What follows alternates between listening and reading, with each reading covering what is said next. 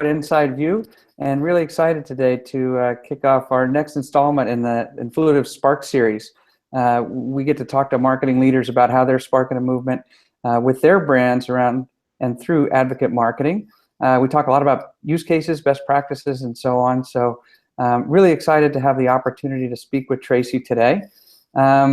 Tracy, let's start a little bit with your your current role and professional background, and get everyone a foundation for what we're going to be talking about today. Sure, Chris, and thank you guys for inviting me. I'm a huge Influitive fan, and I love the thought leadership that you do. So many marketers have, so much new things to learn as it relates to customer marketing and advocate marketing. And, I think most of them come to you straight away. That's what we did. So I am the CMO at InsideView. We are a company that provides B2B sellers and marketers with the data, insights, and connections that they need to go after new business. And we've had a lot of fun in the last 2 years. We are an Influitive customer. We have our own community called InsideView Informed, which I'm happy to talk more about. You asked me about my path to CMO. My very first job in college, actually was high school. I was an SDR, although we didn't call it that at the time, but I answered the lead hotline for a software company and processed the inbound leads that came in through business reply cards and letters and a 1-800 number. And there was 4 of us, and we all had the same name. We were all called Chris Kelly. So I was Chris Kelly, SDR back when I was 16, 17, 18 years old in school. And I got the bug for high-tech marketing, and I moved to California right after I graduated from the University of Michigan, and I've been in B2B tech ever since. And my roots have come up through demand and brand. I believe CMOs kind of come up through one of 2 paths. They're either on the IT side, where they've got an engineering background, and they might be a developer and product marketer, and then they get into leading a CMO, as a CMO, or they come up through brand and demand, which is more my background. And here I am at InsideView. Most of my career has been in either big data analytics types companies or business apps kind of companies like InsideView. And it's a lot of fun, really, to be selling to sellers and marketers. It's much more intuitive than selling to, big data IT guys. Yeah, it's always great when you can have an audience that you kind of intuitively understand because you've played that role and done those things. A lot of fun. And I love having the sales background kind of as the starting point, because you really understand what your customer, as marketer, the kind of things that you're going to want to provide to people in that position. So you've certainly seen a lot of changes, in B2B marketing. Over that time, what have you say? How has B2B marketing changed in those years? I think the biggest change has really been in the last 4 to 5 years, where it's unequivocally true the buyer is in charge. The buyer is able to get information all by themselves. They don't need to identify themselves to the company until very late in the sales cycle.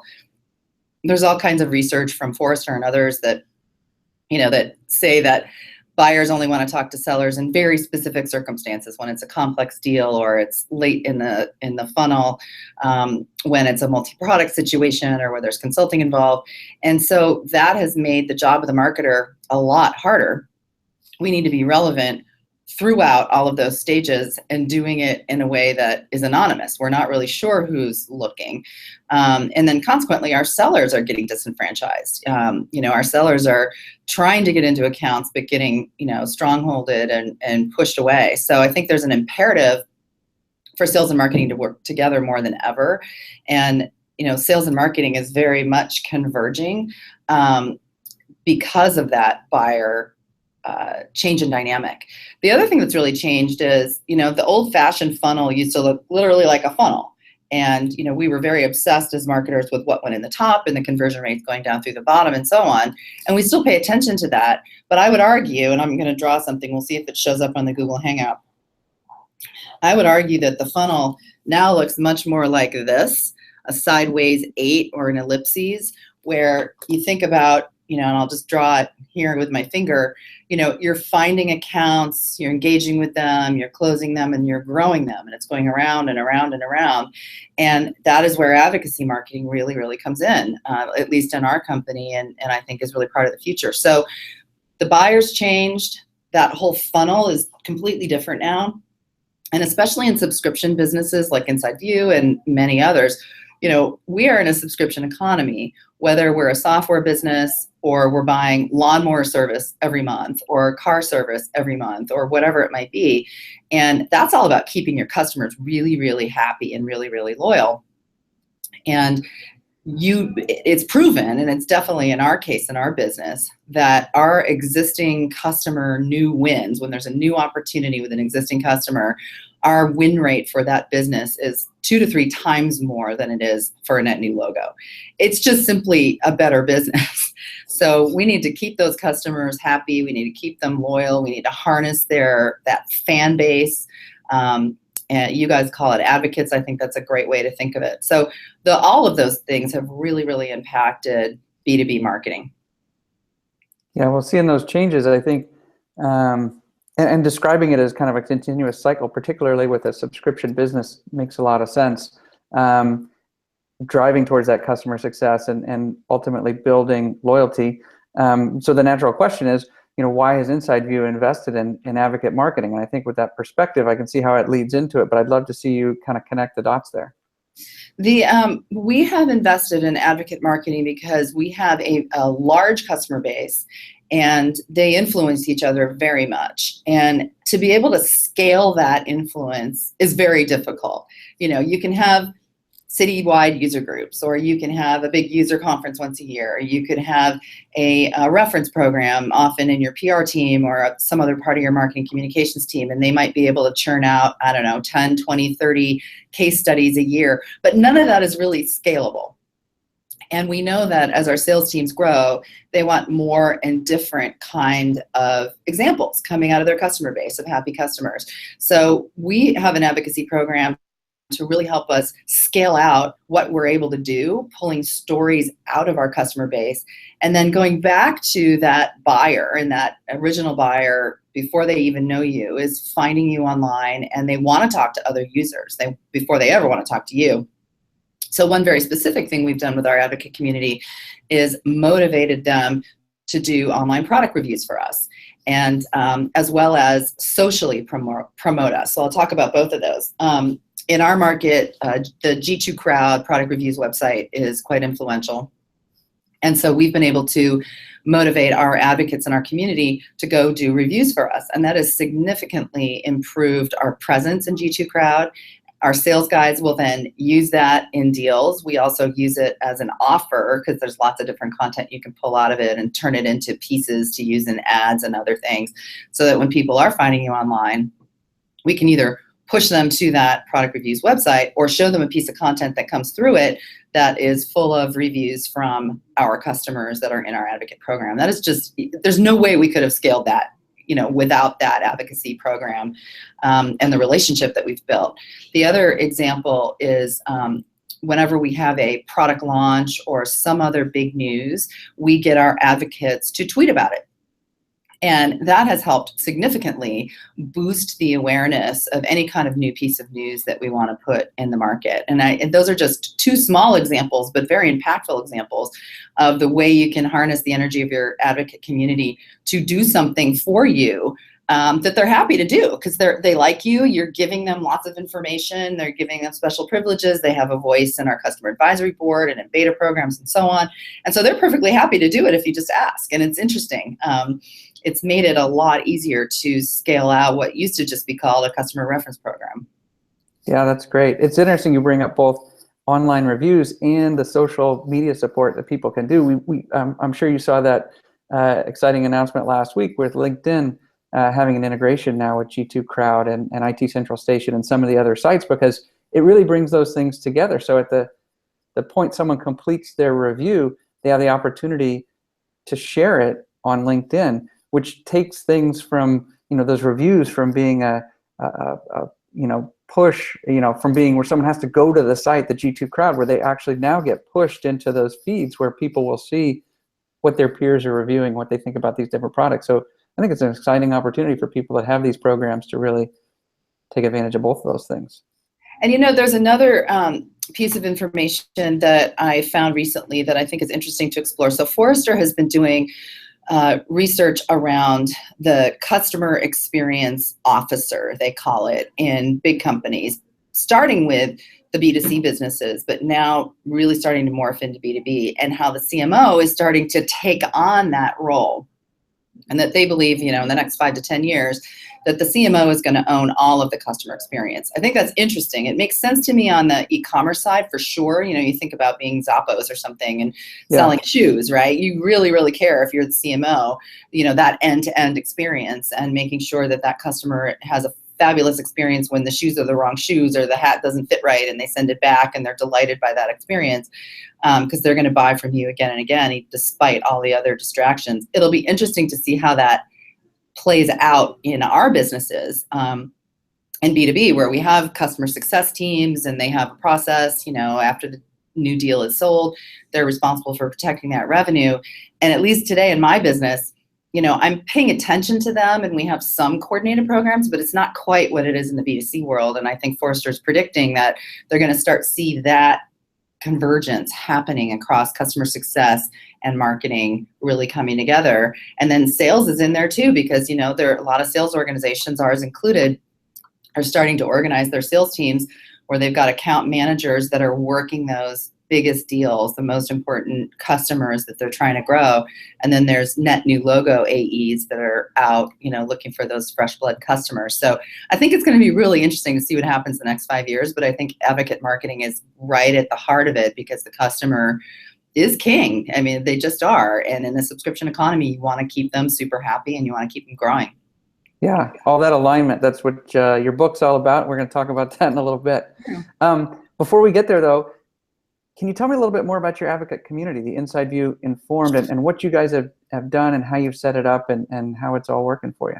Sure. So I'll tell you about the existing advocate community, and then I want to tell you what we're thinking about doing next. So our existing community is focused on our InsideView sales users, and so those are quota-carrying sellers that are using InsideView every day to be more successful, to go after accounts, to learn more about them, to figure out how they can take their research time on accounts down from, a day a week down to a matter of a couple of hours. Because we know the best asset that a sales rep has is time. It's the only thing they can control is their time. So if we can make them a lot more efficient and a lot smarter about what accounts to go after, the better. So we have almost 1,000 advocates in that community that are very active. We have some people coming in and out because we're always offering it to new customers and so on. But at any one time, there's about 1,000 active advocates, and we've been able to really blend the, you guys recommend, Influitive recommends having, our content, educational and fun content, and then gives, right? I can't remember the exact nomenclature, but our advocacy manager, could rattle it off in 2 seconds. And I think we have mastered that. It's been over a year and a half that we've had that going. It's been super, super useful, especially around product launches and other news, for us to turn on that noise as another channel. And so on. The next piece that I'm really interested in exploring, and in fact, we were just talking to Mark Organ about this when he visited us just a week ago here in San Francisco, is using this against our top accounts that we are piloting a whole account-based marketing strategy around. So everybody's talking about ABM. And we have done a number of ABM campaigns, but we really want to focus in on our top 30 customers and grow them.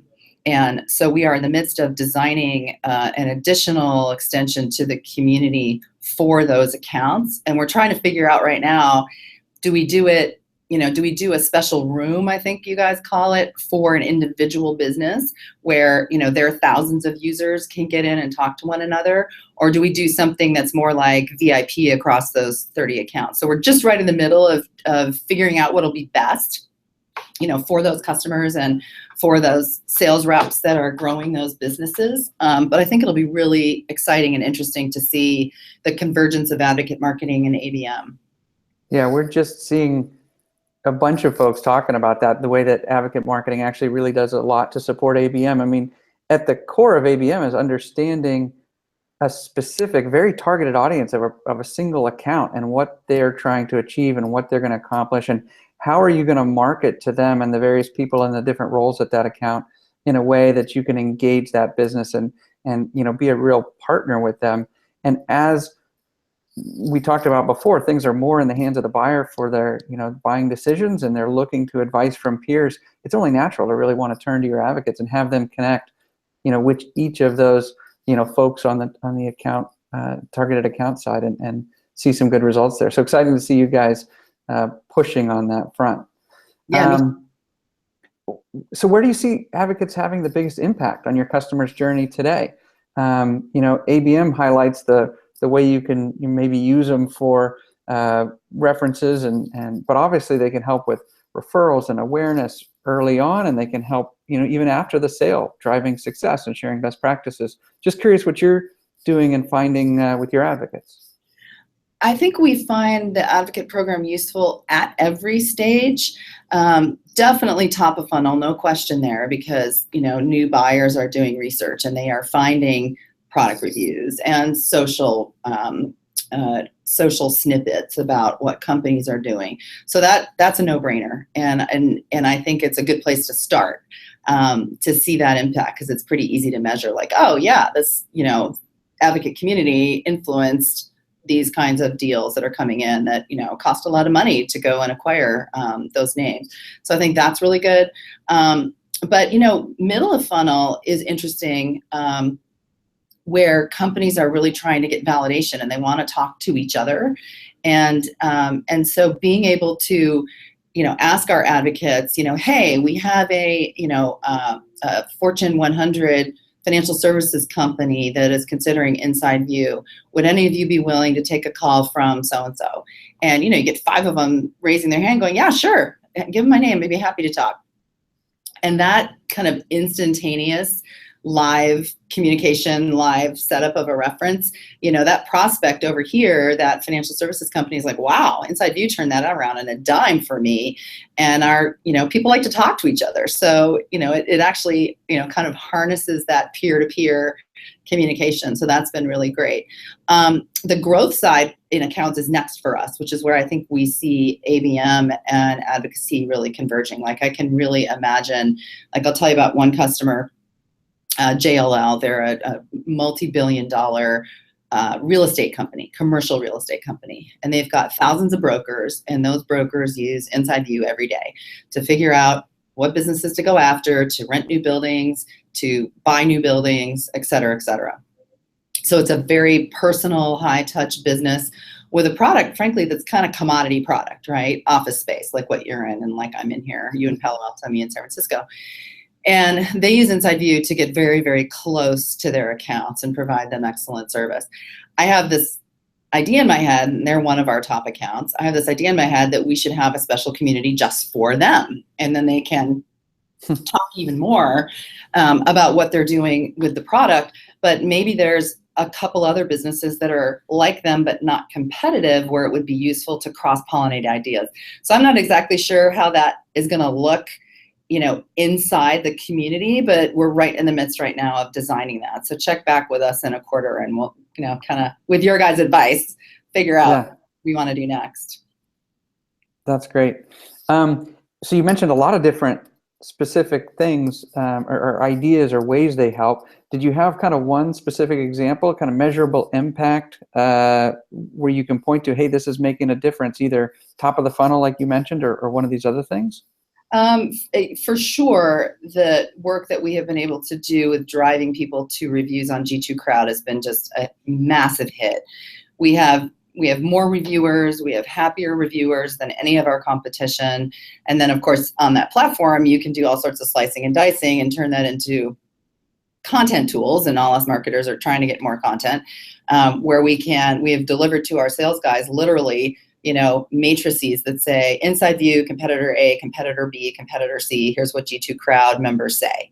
And the fact that we are able to drive our happy advocates there and that they weigh in has just been an enormous, enormous tool, especially for our inside sales team, who are in an axe battle every day. Usually those types of deals are for one product. They might be for 50 licenses, something like that, to get in the door. So that has been a huge win. Our sales guys, have that G2 Crowd stuff up, posted up on their computers. They have PDFs, they send them out, and we feature it all over our website. So that, I think, has probably been just the most obvious win back.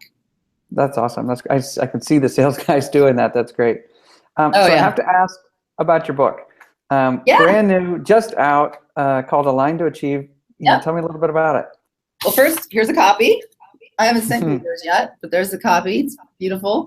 It says Align to Achieve, Tracy, Eiler, Andrea Austin. It was published from Wiley on September 26th. So you're right, it's just out.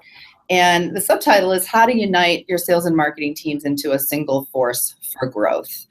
And the whole reason of this book, and the reason that Wiley was interested in it, is for a lot of the reasons, Chris, we've been talking about. The buyer has changed. The buyer is more in control than ever before. Sales and marketing has to figure out how to come together. And we know from the amount of time we've been in this career, sales and marketing often fights in companies. They don't understand each other. Everybody kind of laughs when you bring it up, but we have stereotypes about each other. And so this whole idea of the book started out really as a thought leadership topic, because we have a very big customer base for our original InsideView sales product. And we wanted to get into all the marketers in those companies because we had additional products to sell to them. And we thought, hey, piece of cake, get a referral from the sales side, get over to the marketing side, grow the deal, multi-product, super sticky, it'll be great. Well, come to find out, you start talking to those sales customers, they love the sales product, but they don't love their marketing teams. So they literally would say, like with this hand motion, I don't know what those marketing people are doing over there. I don't talk to them, right? So here we are saying, we've got this customer base we should be able to monetize. This doesn't make any sense. We go talk to the marketers, and the marketers are like, I don't care what my sales team's using, go away. So I thought, okay, this is ridiculous, because it is true that sales and marketing doesn't get along in many, many companies for many, many reasons, but we've got to fix this problem once and for all. So that was the premise of the whole book. We did a pretty fun research study to start it all off, where we had 1,000 sales and marketing people, director level and above, mid-market and enterprise companies, asked them a bunch of questions about their alignment. Was it still a problem after all, or were we just making it up? If it was a problem, how bad was it? We asked them all sorts of, my personal favorite, stereotype questions about each other, like, marketing has their head in the clouds, sales are a bunch of mavericks, things like that, and found what you'd expect. We do think sales are mavericks, and and the sales guys do think that marketing has their head in the clouds and can do a better job than we can do. And so we set out to really solve the problem once and for all, and interviewed more than 50 different practitioners from all different kinds of companies to find out what they were doing, and featured those, and then came up with really 3 main areas of recommendation, because we didn't want this to be a book that was just yet another theoretical marketing book, and you put it down and you're like, all right, I'm not sure what I'm supposed to do now. We wanted it to be really full of great advice. And so there's a whole section on people, which is leadership and culture issues and things. There's a section on processes, which has everything to do with, definitions between sales and marketing, and handoff points, and systems decisions, and all of those things that as you scale are fraught with conflict. And then the third area is about technology, and in particular, why you need to have a really great data strategy. You need to have unified customer data, unified data about your leads. You need to have unified data about your accounts, especially if you're going account-based, and you got to figure out who you're going after. And at the end of every chapter, I'll endeavor to show you one, we have something that says in this little gray bar, if you do nothing else, do these things. And this particular one is about leadership. And it's getting really good reviews. People like it. It's got a ton of good advice in it. And we are in the middle of our very own ABM campaign, where we are sending it out to our customers, and where we can, we're doing it in a better together way. Hashtag better together is the fun one we've come up with, where we're sending books to customers with something that's better together, like coffee and bagels, as an example. And it's helping us, especially in our big accounts where we have those salespeople on one side saying, I don't know what those marketers are doing. It's helping us get those people in a room together to have a conversation. So not only is there great thought leadership reason behind doing the book, but there's actually practical reason to help our sales guys get into those accounts. So I'm pretty excited about it. That's awesome. I'm sure those great reviews on the book are going to help you just as much as they do on the InsideView side at G2 Crowd. I hope so. Yeah, I hope so, in a different way. Yeah, totally different. So you're focused on sales and marketing alignment in the book. Tell me about how advocacy plays into that from your perspective. Yeah, I think that it goes back to the change in the funnel and how integrated that sales and marketing is together. We have to think about every step of that buyer journey together and what the customer's experience is going to be from before they're a customer until they're a new customer, and then as they continue to renew and grow. And advocacy has a huge role in that because happy customers will continue to stay with you. So you want to keep them happy and you want their voice to be heard. So I think advocacy has a huge role in protecting revenue. And that's something that, nobody in a subscription business wants to have that leaky bucket of, 10 or 15% of your customers leaving you every year, which seems to be kind of the norm in the industry, that any percentage point that you can get that better, if you can get that into the 90s, the 95s, you're feeling pretty good. And I think advocacy has a big role there in protecting revenue. And then there's obvious ways that we can use it, at least I think so, to grow revenue, especially in ABM-oriented campaigning against those biggest accounts. That's the next, what's the word? That's the next place for us to tackle. So how are you guys bringing those ideas to life at InsideView? I know you talked about your next phase with the ABM campaign, but it sounds like you're doing some of those other things as well. We are lockstep with our account executives that are our global account executives. So we have several of them, and they each have 15 accounts. And so we're literally in the midst right now, sitting down with them in the coming weeks to say, okay, what are we going to do with your accounts to actually put an ABM strategy in place that includes advocacy, and where are we going to start? Right? Because the thing with ABM, it's hard to scale and get it really personalized. So we're doing a pilot to start on these biggest businesses and then looking end to end. So it's early days for us to be able to say exactly how that's going to look, but we have some pretty good ideas. Our sales guys are super excited to be involved in that process. I think they're much more used to being told what marketing is going to do than to be part of it, if you know what I mean.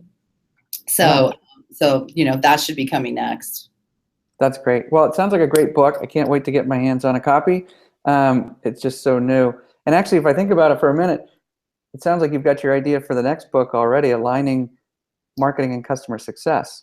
That's one. Another one that I've thought a lot about is the role of the CIO and the systems people, right? Yeah. If you think about, and I know you're to blame for it and I'm to blame for it as sales and marketing leaders, but we can buy any kind of cloud technology we want to help us with the efficiency of our teams, and we can plug it in and we can assign a couple of our people to it and off we go. But 3-5 years later, after we've been doing this, we have a tech stack and nothing talks to each other, right? Yeah. And our IT counterparts are like, I don't know what you're doing, right?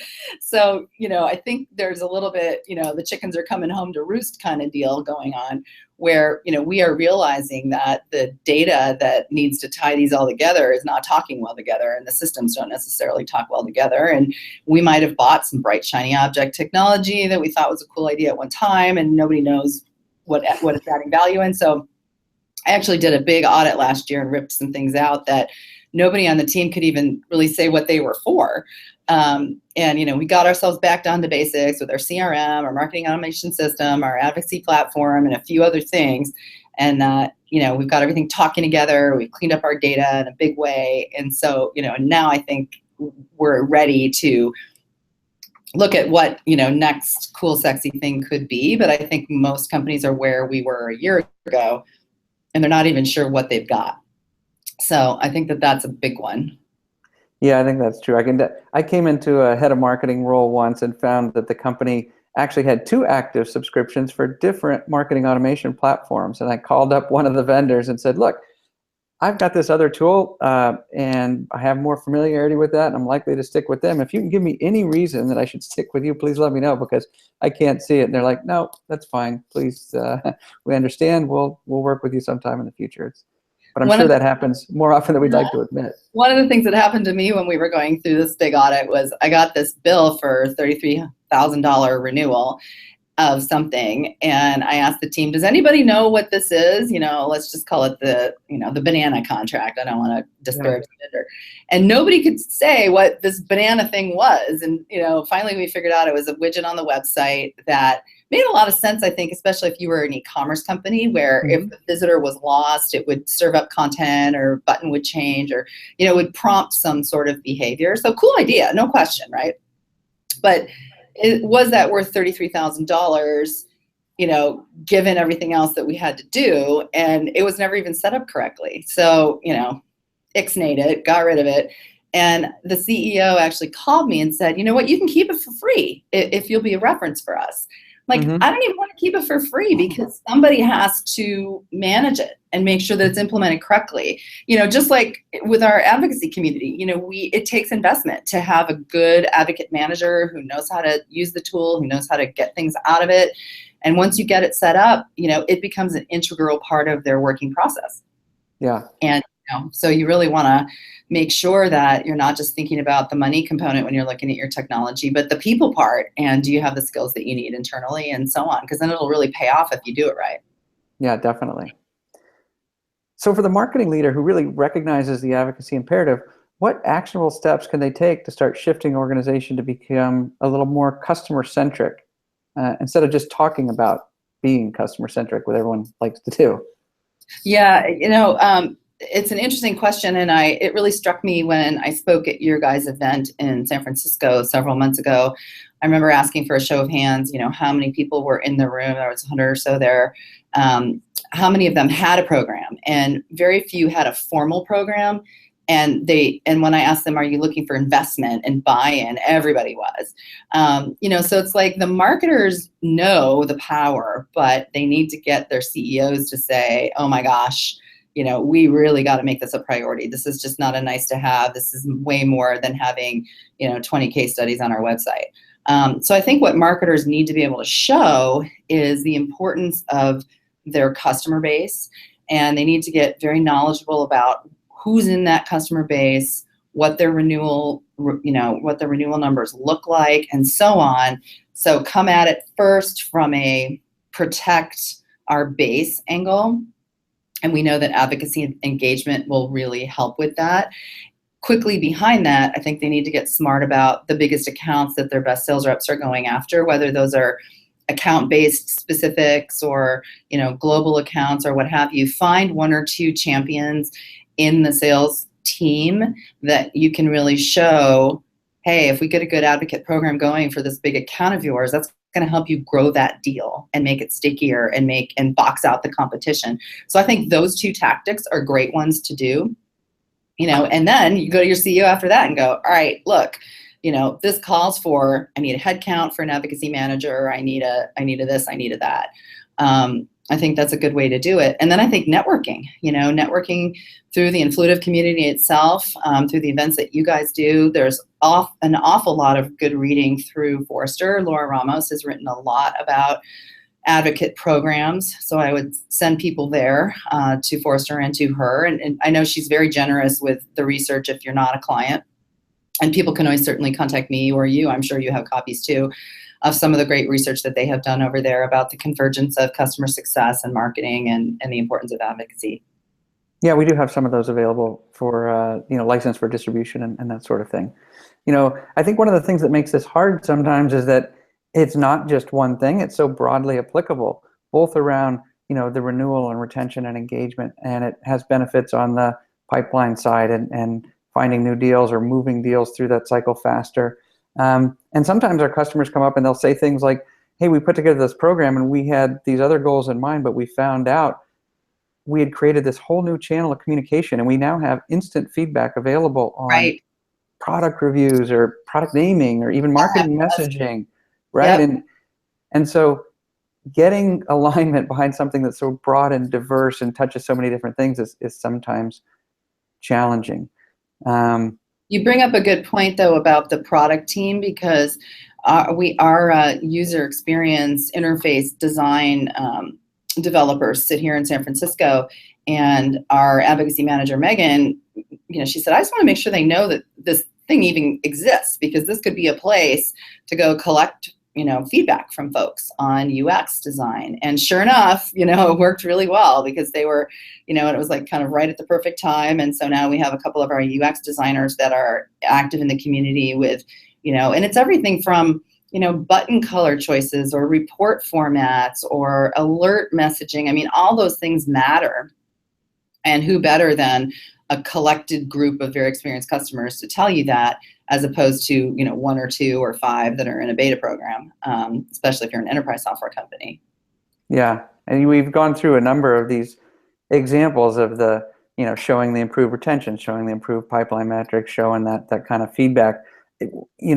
If you're the CMO and you're trying to get peers in the boardroom to recognize advocacy as a real must-have strategy, is it just you're explaining these examples one after the other, or is there a different way to approach that conversation so that they also see that strategy is must-have? I think you need to tie it to revenue every time. That's the best way to get the ear in the boardroom, and start out with your early successes, whether they be on moving retention numbers or engagement with one of your top accounts that you're trying to grow. And then you show other benefits as well. I think it would be hard for me anyway to sell a whole advocacy program based on only one dimension. I need to be able to show all the ways. It's almost like, think of like a spider or something. Our advocacy program is touching so many pieces of the business now that it would be crazy to not talk about it in that way. And I'm lucky and happy at InsideView that our board really, they trust whatever it is we think we need to be doing in marketing, and our CEO is very supportive of that and is a believer that anything modern we can be doing to communicate with our customers and keep them happy, that we should be doing. So I think that anybody who's trying to get started should pick some soft ground and get some traction, and then show how it can grow. Yeah, that's great. Makes a lot of sense. So I've got one final question for you today. What's it mean for the head of marketing to take real responsibility for developing that customer-centric culture and perspective for an organization, and pushing that through some of the other functions?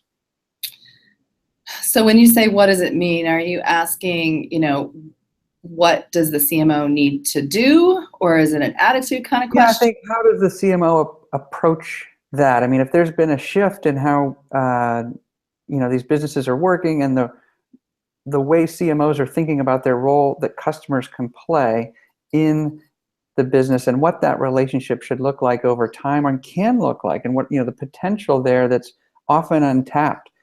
There's this real latent pool of supporters out there, or people that have excellent feedback, or people that can be mentors for other newer customers, and just kind of recognizing it and thinking about it that way, and pushing that through what some of the other folks are doing. That's what it feels like we've been talking about marketing, and head of marketing in particular taking responsibility for driving some of those changes in a business, and just was hoping we could wrap it up with your thoughts on how to get there with such a big concept.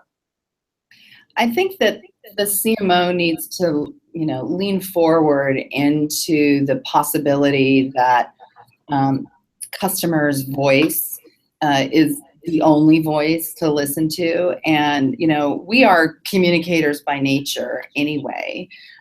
So I think the more that the CMO can amplify what they're learning through the advocacy program, but also through the field, through visits to customers, whatever channel you're using to collect information about what your customers have to say, the better, and amplifying that. And I think we need to take a page from politics, honestly. Politicians are very good at blending statistics about, what a population cares about, and then individual stories about the impact that in this case, our product made on a business. And so I think that if we use a communication style like that, where we are able to show, hey, we've affected this much in retention, we have been able to grow these kinds of accounts, and here's how those customers were involved with our advocacy and voice of customer programs, and then be able to tell a very specific story that's very memorable, about how a broker at JLL was able to grow their business because they were able to communicate and connect with an advocate that was using the product in another company, and they got a great idea, or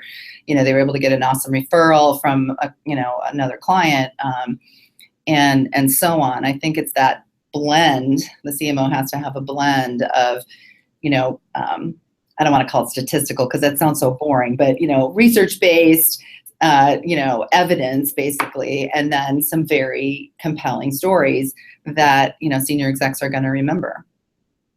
All right, that's great, super helpful. I just want to say thank you so much, Tracy, for taking time today and being so generous with your experience and sharing the learnings and telling us all about your the program you're running at InsideView. It sounds fantastic, and also say congratulations on the book. That's exciting.